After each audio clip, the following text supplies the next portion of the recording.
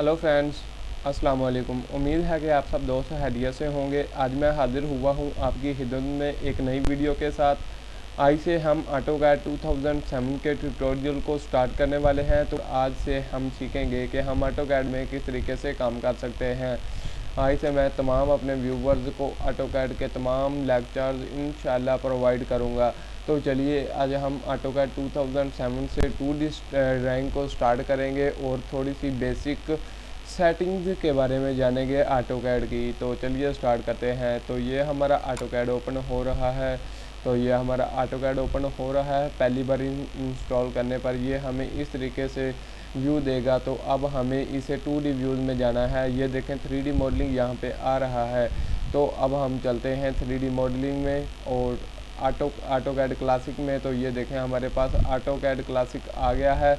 तो ये हमारे पास ऑटोकैड क्लासिक के टूल्स भी प्रोवाइड कर दिए गए हैं हमें। तो अब हम इसकी थोड़ी बेसिक सेटिंग करेंगे। तो चलिए अब मैं न्यू शीट लेता हूँ। ये देखें न्यू शीट लेने पर हमें ये इस तरीके से कुछ ये ऑप्शंस आ रहे हैं। तो इससे हमें नहीं पता चलेगा कि हमें कौन सा ऑप्शन फिट में कौन सा पेजेस है और कौन सा फिट पेज ये मिलीमीटर्स में है। तो हम इसके लिए एक सेटिंग करेंगे। तो हम पहला सेलेक्ट करते हैं और ओपन करते हैं इसे। और अब हम यहाँ ये जो वाइट बार नज़र आ रही है हमारे पास, यहाँ पर नीचे आएंगे यहाँ पर। तो अब हम यहाँ पर आकर राइट क्लिक करेंगे। तो हम यहाँ पर आकर राइट क्लिक करेंगे तो हमारे पास ये सेटिंग ओपन हो जाएगी। तो हम ऑप्शन में जाएंगे। ऑप्शन में जाने के बाद अब हम यहाँ पर सिस्टम में जाएंगे और don't show setup dialog box show setup dialog box पर क्लिक करेंगे। शो सेटअप डायलॉग बॉक्स पर क्लिक किया हमने और अप्लाई और ओके सेटिंग करते हैं। तो अब हम कंट्रोल एंड से न्यू पेज लेते हैं। तो ये देखें हमारे पास यहाँ पर इम्पीरियल फिट एंड इंचज़ यानी कि ये जो है सिविल इंजीनियर्स के लिए है और ये मीट्रिक यानी कि मिलीमीटर में है। तो ये हमारे लिए है मैकेनिकल ड्राफ्ट्समैन के लिए। तो हम यहाँ पर मीट्रिक भी करेंगे और फिट एंड इंचज़ भी करेंगे। तो पहले हमारे लिए बेसिक हमें ज़रूरी है कि हम मीटर में पहले मिलीमीटर्स में समझें ताकि हमें अच्छे तरीके से पता चल जाए कि हम ऑटोकैड में किस तरीके से काम कर सकते हैं। तो उसके बाद हम फिट और इंचज़ में घरों के डिज़ाइन वगैरह बनाने का भी काम करेंगे इंशाल्लाह। तो चलिए ये देखें ये यहाँ पर मुख्तलिफ़ शीट्स के साइज़ दिए गए हैं 3D ये मुख्तलिफ़ शीट्स वगैरह के साइज़ दिए गए हैं हमें। तो यहाँ पर हम मीट्रिक पर क्लिक करते हैं और ओके करते हैं। तो यह हमारे पास मीट्रिक में फ़ाइल ओपन हो गई है। अब हम इसकी बेसिक सेटिंग करेंगे, वो है यूनिट सेटिंग। तो यूनिट सेटिंग के लिए हमें UN एंटर करना पड़ेगा, UN। तो ये देखें हमारा जो है जो हमने UN लिखा है वो ये एरो के साथ आया है। तो इसको एरो के साथ लाने कई कंप्यूटर्स में जब ऑटोकैड को इंस्टॉल करने हैं तो ये एरो के साथ नहीं आता। इसे एरो के साथ लाने के लिए हमें एक सेटिंग करनी पड़ती है, वो मैं आपको तो ये देखें हमारे जो एरो के साथ ही राइटिंग आ रही है। तो इससे हमें अच्छे तरीके से पता चल जाता है कि हम कौन सी कमांड एंटर कर रहे हैं। तो इसको अगर गायब करना हो तो हम ESC पर क्लिक करेंगे एक बार, तो ये हमारे पास गायब हो जाएगा। और अब हम दोबारा अगर कमांड एंटर करेंगे तो वो फिर दोबारा हमारे पास डायलॉग ओपन हो जाएगा एरो के साथ। तो इसे ख़त्म करने का एक तरीका है F12 पर क्लिक करेंगे तो ये हमारे पास डायनामिक यूसीएस जो है डायनामिक इनपुट ये ऑफ हो जाएगा और हमारे एरो के साथ जो डायलॉग बॉक्स आता है वो भी ख़त्म हो जाएगा। तो हम F12 पर क्लिक करते हैं तो ये देखिए डायनामिक यूसीएस पर चेंजेस हो रही हैं। ये देखें वो लाइन कभी आ जाती है और कभी ख़त्म हो जाती है। जब इसे इनेबल हो जाता है डायनामिक यूसीएस तो वो लाइनें ये वाली ऊपर वाली लाइन आ जाती है बॉर्डर। और अगर जब डिसेबल हो जाता है तो तब ये लाइंस ख़त्म हो जाती हैं। तो अब हम डिसेबल कर दिया है हमने। अब हम कमांड एंटर करते हैं कोई भी। तो ये देखें हमारे एरो के साथ कमांड एंटर नहीं हो रही, बल्कि ये देखें कमांड ये कमांड बॉक्स में हो रही है, एंटर हो रही है, डायल हो रही है। तो अब हम F12 दबाकर डायनामिक यूसीएस को दोबारा ऑन कर लेते हैं। F12 डायनामिक यूसीएस का शॉर्टकट है, तो हम F12 दबा लेते हैं। तो ये देखें हमारे पास सेटिंग हो रही है, ये देखें हमारे साथ ही आ रही है, डायलॉग बॉक्स ओपन हो रहा है एरो के साथ। तो अब हम यूनिट सेटिंग करेंगे। तो यूनिट सेटिंग के लिए हमें UN एंटर करना पड़ेगा। UN कमांड है यूनिट सेटिंग के लिए। यहाँ पर मैं आपको एक बात बता दूं कि ऑटोकैड में एंटर बटन और जो बड़ा स्पेस बटन होता है वो एक ही काम करता है। अगर एंटर प्रेस करेंगे तो तब भी एंटर ही होगा, और अगर स्पेस बटन प्रेस करेंगे तो तब भी एंटर ही होगा। तो मैं स्पेस बटन को प्रेस करता हूं, तो देखते हैं हम क्या होता है। यूनिट लिखकर हमने स्पेस बटन को प्रेस किया, तो UN लिखने के बाद ये हमारे पास सेटिंग ओपन हो गई है। ये देखें, ये मिलीमीटर्स में हुई है, ये मिलीमीटर्स में हुई है। अगर हम इंचेस और फीट्स वाला पेज ओपन करते तो ये फीट्स में होनी थी, फीट में होनी थी या इंचेस में होती। तो अब हमने मिलीमीटर्स वाला पेज ओपन किया, तो ये हमारे पास सेटिंग आ गई है। अब हम यहाँ से ये ऐसे ही रहने देंगे और इस आर्किटेक्चर पर क्लिक कर लेंगे और ये 16 से 1/4 इंच तक ले आएंगे इसे, और बाकी तमाम के तमाम ठीक वैसी ही रहने देंगे और ओके करेंगे। तो ये हमारी सेटिंग सेव हो गई है। अब हम लाइन पर क्लिक करेंगे और लाइन लगाएंगे एक। ये हमारे पास लाइन आ गई है, ये देखें हमारी लाइन उल्टी सीधी जैसे मर्जी लग रही है। अगर हमें लाइन को बिल्कुल स्ट्रेट लगाना हो तो हम क्या करेंगे, तो उसका तरीका मैं आपको बताता हूँ। ये देखें हमारे पास लाइनें उल्टी सीधी जैसे मर्जी हम लगा रहे हैं। तो अगर हमें लाइन को स्ट्रेट लगाना हो तो हमें मैं आपको इसे हम सेलेक्ट करते हैं पहले और इसे डिलीट कर देते हैं। अब हम लाइन की कमांड लेते हैं L एंटर, और ये हमारे पास लाइन आ गई है। और अब हम ऑर्थो मोड को ओपन करेंगे और ऑर्थो मोड को इनेबल करेंगे। ऑर्थो मोड को इनेबल करने से हमारी लाइन सीधी लगती है। और ऑर्थो मोड की शॉर्ट की है F8 को दबाने से हमारा ऑर्थो मोड ओपन इनेबल हो जाता है। ये देखें ये ऑर्थो मोड कड़ा हुआ है, ये देखें इसके ऊपर ये बॉर्डर आ रहा है। तो अब मैं F8 प्रेस करता हूं, तो ये देखें हमारा बॉर्डर ख़त्म हो गया और हमारी लाइन भी उल्टी सीधी जैसे मर्जी लगना स्टार्ट हो गई है। तो ये देखें ऑर्थो मोड को ऑन करने से ये देखें बिल्कुल स्ट्रेट लाइन लगेगी, जिस तरफ भी जाएंगे हमारी लाइन स्ट्रेट लगेगी जैसे मर्जी हो।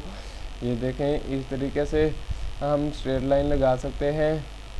तो चलिए अब हम देखते हैं अगली सेटिंग और अगले टूल्स के बारे में। तो ये लाइन है, इस तरीके से हम लाइन को लगा सकते हैं और लाइन को स्ट्रेट कर सकते हैं F8 की मदद से। और चलिए अब हम ओपन करेंगे, और जब अगर हम लाइन लगा रहे हैं तो हमें लाइन को ख़त्म करना है, कमांड को ख़त्म करना है, तो हम राइट क्लिक करके एंटर भी कर सकते हैं और दोबारा एंटर करने से हमारी कमांड वही रिएक्टिव हो जाती है, एक्टिव हो जाती है। तो ये देखें हमारे पास दोबारा कमांड एक्टिव हो गई है। अब मैं एंटर बटन प्रेस करूँगा तो ये लाइन कमांड ख़त्म हो जाएगी। तो अब मैं दोबारा एंटर बटन प्रेस करता हूँ और देखते हैं अब हम यहाँ से इस लाइन को पकड़ेंगे। तो ये देखें हमारे पास कोई भी पकड़ने का कोई तरीका नहीं, ये एरो हमें नहीं पकड़ रहा खुद ब खुद। तो इसके लिए हमें सेटिंग करनी पड़ेगी। तो अब हम सेटिंग करेंगे OS एंटर करेंगे और ये देखें ये हमारे पास सेटिंग आ गई है। तो अब हम यहाँ से तमाम के तमाम को इनेबल कर लेंगे। Object snap on F3 okay करेंगे। तो ये हमारे पास अब हम लाइन की कमांड लेते हैं और चलते हैं लाइन के ऊपर। तो ये देखें एंड पॉइंट पर जाते ही ये खुद ब खुद ही लाइन को डिटैच कर रहा है। तो ये देखें यहाँ से लाइन पकड़ी गई है। ये देखें यहाँ पर ये लाइन के बिल्कुल स्ट्रेट शो करवा रहा है। तो ये देखें ये हमारी लाइन ख़त्म हो गई है। तो अब हम इस तमाम के तमाम को डिलीट करते हैं। ये देखें अगर मैं ये एरो को राइट साइड पे लग कर लेफ़्ट साइड को सिलेक्टिंग करूँगा तो ये मेरे आधी सिलेक्टिंग करने के बावजूद लाइन पूरी सिलेक्ट होगी। ये मैं आपको अच्छे तरीके से बताता हूँ। एक लाइन लगाता हूँ, एक लाइन हम लगाते हैं, ये हमारे पास लाइन लगी है। अब हम इसे लेफ़्ट टू राइट सेलेक्ट करते हैं। ये देखें, लेफ़्ट टू राइट सेलेक्ट करते हैं तो ये मैं इतनी सी लाइन सेलेक्ट करता हूँ और इसे क्लिक करता हूँ तो ये सिलेक्ट नहीं करेगा जब तक हम इसे कंप्लीट लाइन को सिलेक्ट नहीं करेंगे। ये देखें, हमने कंप्लीट लाइन पर सेलेक्ट करने के बाद एंटर किया, क्लिक किया, राइट क्लिक को छोड़ा, राइट क्लिक लेफ़्ट क्लिक को छोड़ा तो हमारी लाइन कंप्लीट सेलेक्ट हो चुकी है। तो अगर हम इसे थोड़ा सा सेलेक्ट करने के बाद छोड़ते हैं तो ये सिलेक्ट नहीं करता। जबकि राइट टू लेफ़्ट सेलेक्टिंग करते वक्त जब थोड़ी सी लाइन को भी सिलेक्ट करेंगे तो लाइन खुद ब खुद कंप्लीट सेलेक्ट हो जाएगी। ये देखें, ये कंप्लीट करने से भी सिलेक्ट हो रही है और ये इतना सा कोना भी सिलेक्ट करने से ये सिलेक्ट हो रही है कंप्लीट लाइन। तो ये भी दो मुख्तलिफ डिफरेंस हैं। रेज़र में रिमूव करने के लिए ये दो टूल्स लेफ़्ट और राइट में भी चेंजेस हैं। तो अब हम चलते हैं अगले सेटिंग की तरफ। अब हम चलते हैं सर्कल की तरफ। सर्कल लेते हैं हमने यहाँ पर सर्कल लिया, ये हमने सर्कल ड्रा कर लिया। अब हम सर्कल इस साइड पे ड्रा करते हैं। अब मैं दोबारा सर्कल कमांड नहीं लूँगा बल्कि दोबारा एंटर करूँगा और वही कमांड रिपीट करूँगा। और सर्कल के लिए शॉर्टकट की है सी पर एंटर करेंगे, सर्कल आ जाएगा। ये देखें, हमारे पास सेंटर में सर्कल आ गया है। तो अब मैं आपको कंट्रोल जी से इसे अंडू करता हूँ। कंट्रोल जी से अंडू किया, OS से एंटर करता हूँ और उसी सेटिंग में वापस जाता हूँ। ऑब्जेक्ट स्नैप ऑन है तो इसे मैं ऑफ कर देता हूँ। अब मैं सर्कल लेता हूँ। ये देखें, हमारे पास सेंटर पॉइंट नहीं आएगा। मैं सर्कल लेता हूँ, एक अलग सर्कल लेता हूँ और अब मैं लाइन कमांड लेता हूँ या कोई भी कमांड लेकर सर्कल के सेंटर पॉइंट सर्च करना चाहता हूँ, लेकिन मेरे पास सेंटर पॉइंट नहीं आ रहा। तो उसके लिए मैं OS एंटर करूँगा और ये देखें सर्कल यहाँ पर अगर हम ऑब्जेक्ट स्नैप ऑन F3 करते हैं तो इससे हमारे तमाम के तमाम हम किसी भी चीज़ को, ये देखें, अब हम यहाँ पर सेंटर पे आए हैं, इस दायरे के सेंटर पर आए हैं। तो ये देखें, ये हमें खुद ब खुद पॉइंट दे रहा है। ये इस तरीके से अब हम इस सर्कल के सेंटर पॉइंट को सर्च करना चाहते हैं। तो अब हम सर्कल के सेंटर पॉइंट को सर्च करना चाहते हैं तो लाइन का बटन दबाएं, लाइन L प्रेस करेंगे, कोई भी कमांड प्रेस करेंगे तो और ये दायरे के आउटलाइन पर आउटलाइन के पास जाएंगे तो हमारे पास सेंटर पॉइंट वाज़ह हो जाएगा, हमारे पास ज़ाहिर हो जाएगा। तो अगर मैं यहाँ पर सर्कल लगाना चाहूँ तो मैं सर्कल भी लगा सकता हूँ। ये देखें, मैंने ये साइडों पर क्लिक किया तो ये हमारे पास सेंटर पॉइंट आ गया है और अब मैं सर्कल लगा देता हूँ, ये हमारे पास सर्कल आ गया है। तो चलिए अब मैं इसे सबको क्लियर कर देता हूँ। तो फ्रेंड्स, अगर आप चाहते हैं कि मैंने 100 मिलीमीटर की लाइन लगानी है तो वो हम कैसे लगा सकते हैं। तो अब हम L एंटर करेंगे और F8 तो प्रेस किया हुआ है, ऑर्थो मोड ऑन है हमारा ताकि हमारी लाइन सीधी रहे।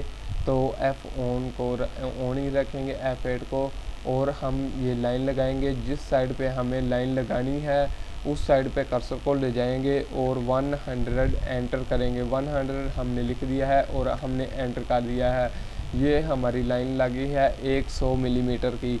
तो अब हम इसकी पैमाइश करते हैं कि क्या ये सच में 100 मिलीमीटर है। तो D1 क्लिक करेंगे, DI डायमेंशन, तो यहाँ पर क्लिक करता हूँ और यहाँ पर क्लिक करता हूँ और ऊपर को चलते हैं। सॉरी, ये हमारे पास डायमेंशन पड़ी हुई है। ये हमारे पास डायमेंशन टूल पड़ा हुआ है। डायमेंशन, इसमें तमाम तरह की डायमेंशन दी गई हैं। तो हम यहाँ पर लाइन डायमेंशन सेलेक्ट करेंगे तो और लाइन डायमेंशन को सिलेक्ट करने के बाद यहाँ पर आएंगे और लाइन के दोनों साइडों पर क्लिक करेंगे। ये देखें, हमारे पास 100 मिलीमीटर की लाइन आ रही है। ये देखें, फुल कंप्लीट 100 मिलीमीटर है। ये देखें, ये हमारी डायमेंशन आ गई है। तो चलिए अब हम सर्कल को देखते हैं कि हम सर्कल को किस तरीके से पूरा कंप्लीट लगा सकते हैं। तो सर्कल पर सिलेक्ट करते हैं, सर्कल क्लिक किया और अब हम एंटर करेंगे रेडियस इसका। हम कितना रेडियस रखना चाहते हैं, 10 रेडियस हम रखते हैं। तो ये देखें हमारे पास 10 रेडियस का दायरा लग गया है। तो अब हम इसे चेक करते हैं कि कितना रेडियस है इस दायरे का। तो हम ये रेडियस पर क्लिक करते हैं और इसे क्लिक करेंगे। ये देखें हमारे पास 10 रेडियस का दायरा लग गया है। ये देखें R10। तो चलिए फ्रेंड्स, अब हम सर्कल तो हमने कर लिया, अब हम सर्कल के बाकी के तमाम पार्ट्स भी करेंगे। तो चलिए अब हम सर्कल पर चलते हैं। ये देखें हमारे पास centre radius circle, centre dynamic circle, diameter 2.3.10 radius और 10 सर्कल भी है। तो अब हम ये तमाम के तमाम सर्कल्स को ड्रा करेंगे। तो अब हम ड्रा करेंगे रेडियस वाला सर्कल। तो हम सी एंटर करेंगे तो हमारे पास रेडियस सर्कल लगेगा। तो हम 10 रेडियस का सर्कल लगाते हैं। तो यह हमारे पास 10 रेडियस का सर्कल लग गया है। अब हम 10 डायामीटर का सर्कल लगाएंगे। तो सर्कल पर चलते हैं, ये हम ड्रा पर चलेंगे और ड्रा के नीचे ये सर्कल आ गया। सर्कल पर चलते हैं सेंटर डायामीटर। तो ये हम सेंटर डायामीटर वाले सर्कल पर आ गए हैं। अब हम 10 डायामीटर का सर्कल लगाएंगे। तो ये देखें 10 डायामीटर का सर्कल लग गया है, यानी कि 5 रेडियस है इसका और 10 डायामीटर है। इसका रेडियस 10 है और डायामीटर 20 है। तो अब हम अगला रेडियस लगाएंगे, सर्कल लगाएंगे 2 पॉइंट सर्कल। 2 पॉइंट सर्कल का मतलब है कि वो कौन से 2 पॉइंट दें जिनके दरमियान सर्कल लगाना है। तो अब हम इन 2 सर्कल के दरमियान ही सर्कल लगाएंगे। अब हम ये वाला पॉइंट सेलेक्ट करते हैं कोई भी इस सर्कल का और एक इस सर्कल का पॉइंट सेलेक्ट करते हैं। तो ये देखें दोनों सर्कल के दरमियान एक सर्कल लग गया है। तो अब मैं यहाँ पर एक अलग सर्कल लगा लेता हूँ। ये देखें मैंने ये एक और सर्कल लगा लिया है, या फिर फ़र्ज़ किया मैं 3 लाइनें लगा देता हूँ। यहाँ पे ये लाइन लग गई, यहाँ पे ये लाइन लग गई, यहाँ पे ये वाली लाइन लग गई। इस तरीके से मैं लाइनें लगा देता हूँ। और अब हम सर्कल करेंगे, एक और लाइन लगा देते हैं, लाइन लगा देते हैं हम एक और। यहाँ पर ये वाली लाइन लग गई। तो अब हम सर्कल ड्रा करते हैं, ड्रा पर क्लिक कीजिए और 2 पॉइंट सर्कल लेते हैं। ये देखें ये हमारे पास एक ये वाला पॉइंट है और ये एक ये वाला पॉइंट है। तो हम ये 2 पॉइंट सर्कल हमारे पास आ गया। ये देखें हमारे पास 2 पॉइंट सर्कल आ गया है। तो अब हम 3 पॉइंट सर्कल ड्रा करते हैं। तो 3 पॉइंट सर्कल लेते हैं। अब हम ये वाला पॉइंट सेलेक्ट करेंगे, ये वाला पॉइंट सेलेक्ट करेंगे और ये वाला पॉइंट सेलेक्ट करेंगे। और ये देखें हमारे पास 3 पॉइंट सर्कल भी लग चुका है। हमने 3 पॉइंट सेलेक्ट किए, ये वाला पॉइंट, ये वाला पॉइंट और ये वाला पॉइंट। तो हमारे पास 3 पॉइंट सर्कल लग चुका है। तो अब हम 3 पॉइंट सर्कल के बाद अब हम लगाएंगे 10 रेडियस वाला सर्कल। तो 10 रेडियस सर्कल ये है कि एक तो हमने 10 सेलेक्ट करना है, ये वाला सर्कल हमने सेलेक्ट कर लिया, ये वाला सर्कल सेलेक्ट कर लिया। और अब हम रेडियस लगाएंगे कि 10 रेडियस हमें चाहिए। तो ये देखें ये दोनों पॉइंट्स को टच करते हुए 10 रेडियस का सर्कल लग चुका है। अब हम इसकी डायमेंशन लेते हैं और चेक करते हैं आया कि ये 10 रेडियस का ही सर्कल लगा है। तो ये देखें ये हमारे पास 10 रेडियस का सर्कल आ गया है। और ये देखें तमाम दोनों दायरों को 10 करते हुए गया है, 10 टच करते हुए गया है। तो ये देखें हमारा सर्कल बिल्कुल इन्हें टच कर रहा है।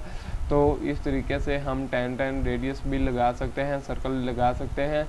आगे हम जब प्रैक्टिकल ड्राइंग्स बनाएंगे तो उनमें हमें वाज़ह तौर पर समझ आ जाएगी कि हमें ये 10 रेडियस किस तरीके से यूज़ कर सकते हैं। 10 जो हमारे पास 3 टाइम 10 वाला रेडियस सर्कल है वो हम किस तरीके से यूज़ कर सकते हैं। तो चलिए अब हम 3 टाइम 10 वाला सर्कल लेते हैं। तो उसे हम इस तरीके से ड्रा करते हैं। ये देखें ये वाला एक पॉइंट लिया, एक ये वाला पॉइंट लिया और एक ये वाला पॉइंट लिया। ये देखें इन तीनों पॉइंट्स को टच करते हुए ये सर्कल हमारे पास आ गया है। तो अब हम यहाँ पर मैं आपको एक वजाहत कर देता हूँ थोड़ी सी, कि अगर हमें इस हाफ दायरे को डिलीट करना हो तो हम इस तरीके से डिलीट करेंगे क्या। ये देखें हमने डिलीट किया तो हमारा पूरा सर्कल डिलीट हो गया। तो अगर हमें हाफ सर्कल को डिलीट करना हो तो हम कैसे करेंगे। ये देखें अंदर में सेंटर में लाइन भी लगी हुई है। तो अब हम TR डबल एंटर क्लिक करेंगे तो हमारे पास ट्रिम कमांड ओपन होगी। ट्रिम कमांड, ये ट्रिम कमांड का मतलब है कि ये जिस पॉइंट, ये 2 पॉइंट के दरमियान वाले हिस्से को कट कर देती है। ये देखें ये यहाँ से भी सिलेक्ट हुआ, टच था, यहाँ पे भी टच था, तो इसने यहाँ से इसे खत्म कर दिया है। तो अब हम ये देखें ये यहाँ से भी मिस हो रहा है इसके साथ, और यहाँ से भी टच हो रहा है। तो अब हम इसे 10 करते हैं तो ये देखें ये यहाँ से 10 हो चुका है, ये ख़त्म हो चुका है। ये देखें इस तरीके से अब हम ये वाला सर्कल देखते हैं।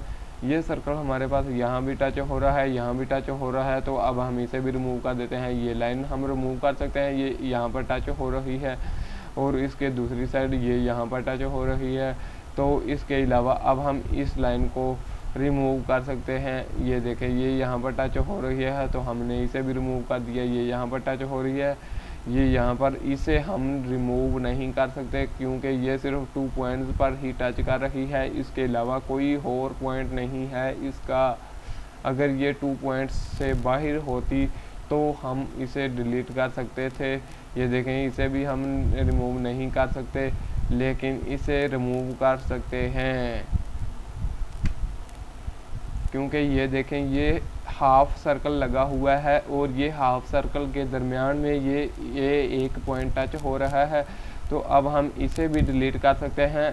तो अब हम इसे नहीं डिलीट कर सकते, हम सिर्फ एक साइड को ही डिलीट कर सकते हैं, ट्रिम कर सकते हैं, यानी डिलीट कर सकते हैं। तो अगर हम इस साइड को करेंगे तो ये साइड नहीं होगी, और अगर इस साइड को करेंगे तो ये साइड नहीं होगी। तो इस तरीके से हम ट्रिम कमांड को यूज़ करते हैं। तो इसके अलावा ट्रिम कमांड का एक और यूज़ भी है, मैं इसे क्लियर करता हूँ तमाम के तमाम को, और यहाँ पर लाइन लगाता हूँ। एक ये लाइन लगी और ये दोबारा लाइन लगाता हूँ, और अब मैं TR एंटर करता हूँ। TR एंटर करने से हमारी ये ट्रिम और तरीके से काम करेगी। ट्रिम कमांड, ये देखें ट्रिम कमांड हमने ले ली है, TR सिंगल एंटर, और अब हम शिफ्ट का बटन दबाएंगे।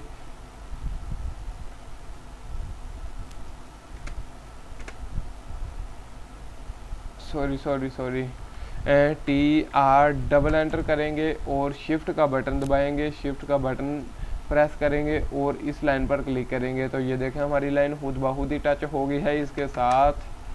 तो इस तरीके से हम, अगर हमें ये वाली लाइन हमने लगा ली है, लेकिन हमने ये वाली लाइन यहाँ तक इस लाइन के साथ टच करनी थी, तो अब हम इस लाइन को रिमूव थोड़ा करेंगे।